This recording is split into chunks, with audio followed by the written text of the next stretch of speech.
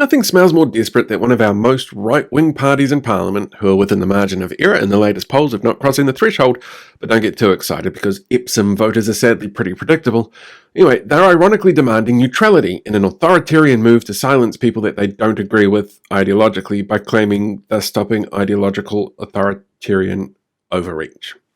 ACT this week announced their latest culture war volley, since, New Zealand First have been getting all the headlines about those topics recently, showing that they're both racing to be the worst. On Tuesday, ACT announced a policy that looks like it was written directly by the Free Speech Union, and who knows, it may have been.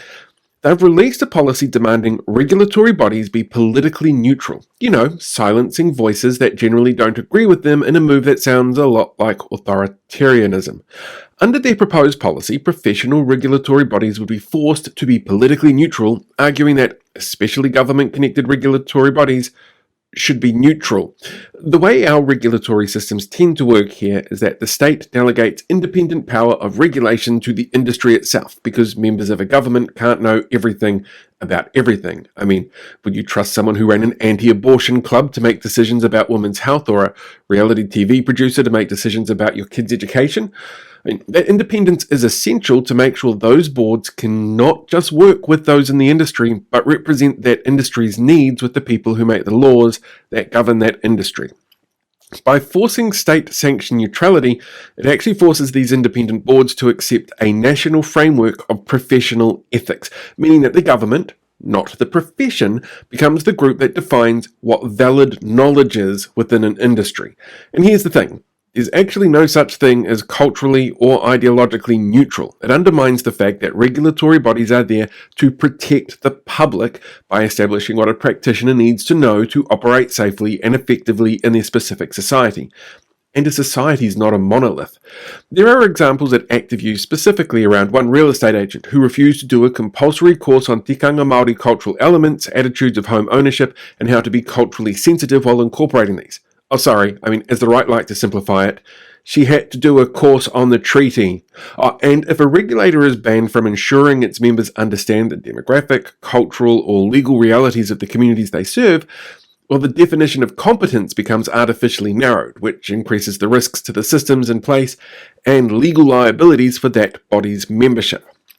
And the data is actually pretty clear on this. Stripping away cultural understanding from the health sector leads to poorer health outcomes for marginalised groups. The erosion of democratic input from educators leads to systemic changes that lead to outcomes detrimental to our rangatahi and a lack of skills that we expect them to have. And a real estate agent not having knowledge of te tiriti, historical land context and Māori land structures can see an increased risk of legal negligence from botched transactions and less consumer protections. It also opens a can of worms where regulators suddenly have to face judicial reviews from disgruntled members claiming any standard that they don't like is suddenly ideological, which means that bodies there to keep the public safe are suddenly unable to do that, which is actually what happened in Alberta, Canada, under the Regulated Professions Neutrality Act, which has seen the act weaponised by the hard right and an erosion of public trust in regulatory bodies, which I'm sure is going to end well for everybody. And of course, for the party of free speech, stopping industry bodies from suggesting members make submissions on bills or making submissions on behalf of their members, it does sound pretty anti-free speech. When a populist hard-right movement demands neutrality, it's almost never asking for an unbiased playing field. It's usually demanding the erasure of progress, cultural frameworks, or historical acknowledgements it finds politically inconvenient.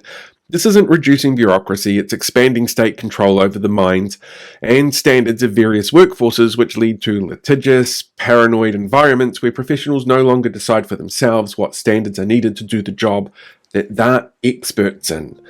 And that's exactly what's going to happen if ACT gets to put this one through. Hello there, Kia ora podcast listeners. I'm going to keep this one really quick because I'm in the middle of juggling a whole bunch of stuff for this weekend's The Collective episode. We're doing individual standalone documentaries.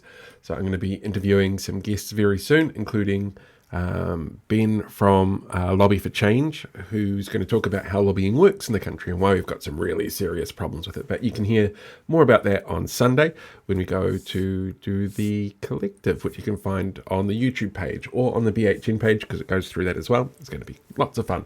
Also waiting for a guest from Australia to talk about Atlas, because I know that's what people want to know about when it comes to lobbying in this country. Anyway, this particular episode I put together really quickly because it was relatively easy to do so. An ACT's policy of going, we're going to force things to be neutral, is actually a New Zealand version of a Canadian law called the Peterson Law, which is named after Jordan Peterson, which should just tell you everything you should need to know about how fucking awful this is going to be. Like, it's just a culture war bullshit law that's going to cause problems down the line. It's actually very similar as well to Ron DeSantis's anti-woke law. So there's a whole bunch of stuff that's clearly wrong with it, and it's clearly dog whistles.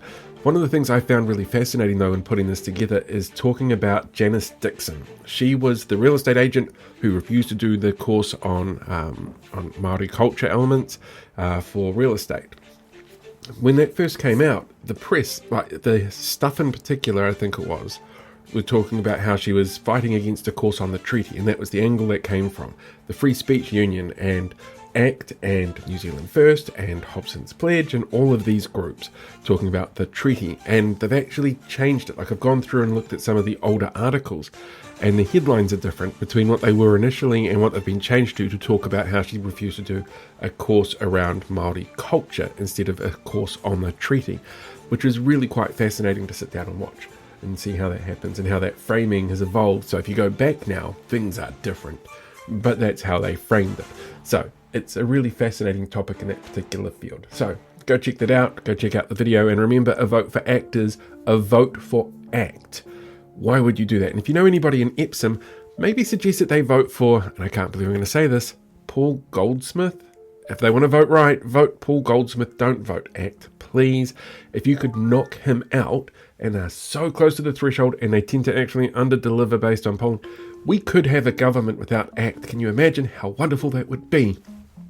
But that's a concerted effort. Feel free to tell people in Epsom how dangerous this is. Otherwise, go and check your enrolment details, okay? And if you're debating whether or not to go on the Māori roll or the general roll, you've got till August 7th to get that sorted. So go do some digging, see what works best for you. Until next time, look after yourself. Live long, prosper, be one with the force. Ka kite anō. Until next time.